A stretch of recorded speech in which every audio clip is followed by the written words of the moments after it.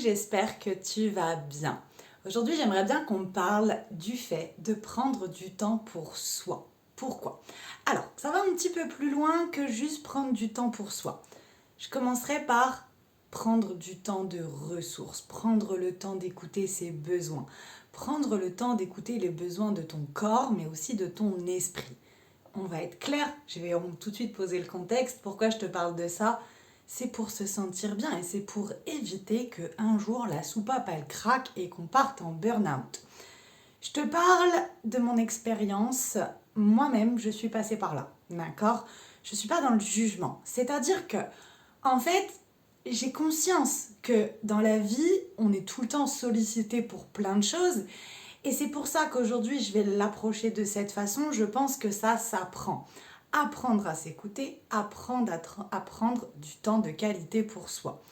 Je pense également que prendre du temps pour soi, c'est pas forcément apprendre à prendre des journées entières, quand bien même, si, c'est important. Mais commencer progressivement.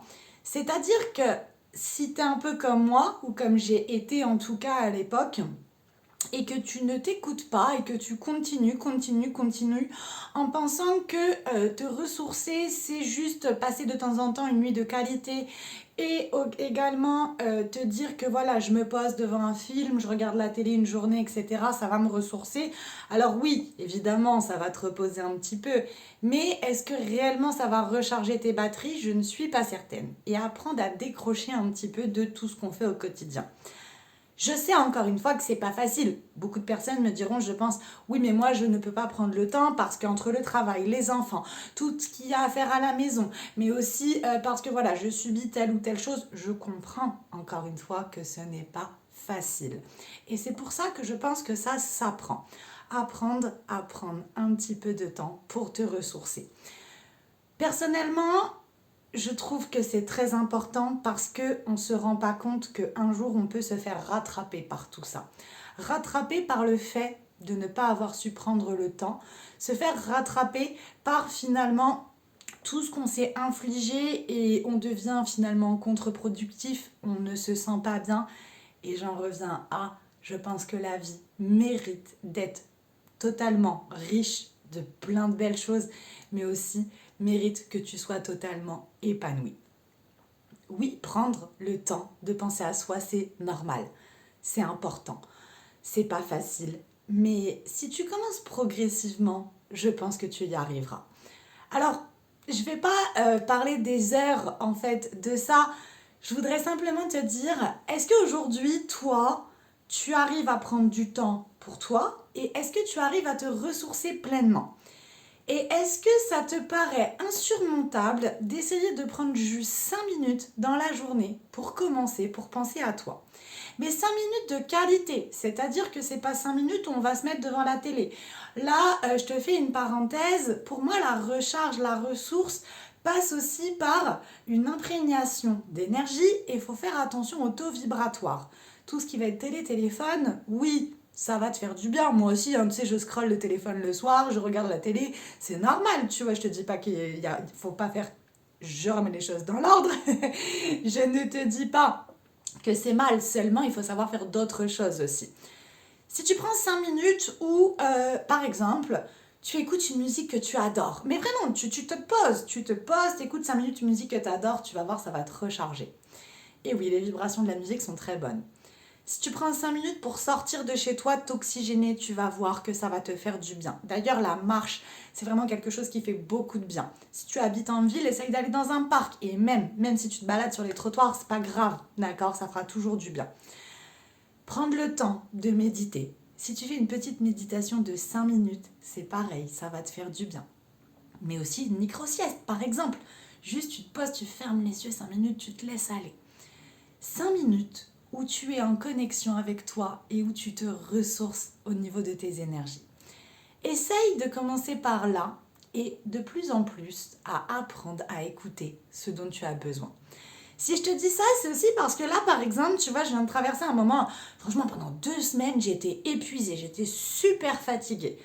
Après, en plus, je te dis ça, bon, je pense que tu me connais un petit peu, je suis quelqu'un de super énergétique, c'est-à-dire que moi j'ai toujours plein d'énergie, je cours tout le temps partout, mais des fois tu cours partout et nulle part en même temps, Et en fait, je me suis rendu compte que j'étais fatiguée parce que je prenais plus des vrais moments de pause.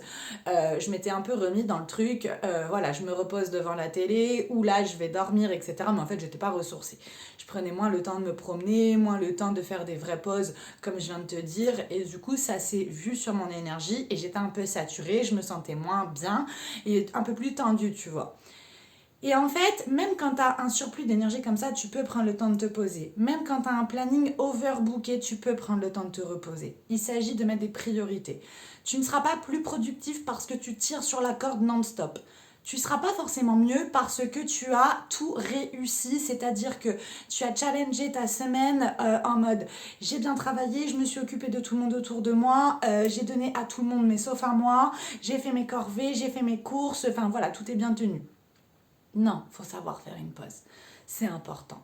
Parce que le risque, comme je te dis, c'est de craquer. C'est de craquer physiquement, c'est de craquer mentalement. Et en fait, c'est dommage d'en arriver jusque-là, alors qu'en mettant des petites choses au quotidien dans ta vie, ça peut t'aider justement à éviter ces choses-là, qui sont d'autant plus dures après pour remonter. Mais c'est pas une fatalité si c'est ça. Encore une fois, si tu veux, on n'en parle pas, on en parlera. N'hésite pas à me le dire en commentaire si tu as envie que je te parle un petit peu plus voilà, de ce qui peut se passer quand tu fais un burn-out et comment, voilà, moi par exemple, je m'en suis sortie. Voilà, c'était une petite vidéo comme ça. Tu sais comment c'est, hein, ici c'est nature peinture. Je viens d'en parler et en fait c'est aussi parce que oui, voilà, c'est ce que je te disais. Il y a quelques jours, j'ai été super fatiguée, je l'ai partagé sur les réseaux. En fait, je me suis rendu compte que tout le monde me disait ça. Ouais, j'arrive pas à prendre le temps, etc. Et tout. Comment tu fais? Est-ce que tu as des conseils? Écoute, écoute-toi. C'est ça mon meilleur conseil. Encore une fois, je sais que c'est pas facile et sois indulgent avec toi si tu n'arrives pas à t'écouter. Faut pas fataliser ça. Écoute ce que ton corps te dit. Est-ce que ton corps te dit que tu as besoin d'aller te ressourcer? Est-ce que ton corps te dit que tu as besoin de dormir, de mieux manger, d'essayer de nouvelles choses? Ou est-ce que au contraire ton corps te dit de continuer comme ça à tirer sur la corde? Et écoute aussi ton esprit. Est-ce que ton esprit a besoin de calme? Est-ce que ton esprit a besoin de nouveaux horizons? Est-ce que ton esprit a besoin de lâcher prise? C'est un tout, d'accord? On prend le temps d'en parler un peu plus en détail si tu veux. N'hésite pas à me dire en commentaire, toi, est-ce que tu arrives à prendre du temps pour toi? Comment tu te sens? Dans quelle phase un petit peu tu es? Et est-ce que tu serais prêt aujourd'hui à prendre 5 minutes pour toi, pour ton bien-être et pour ton épanouissement? En tout cas, je t'envoie plein de belles choses, plein de good vibes et gros bisous, on continue de partager ensemble.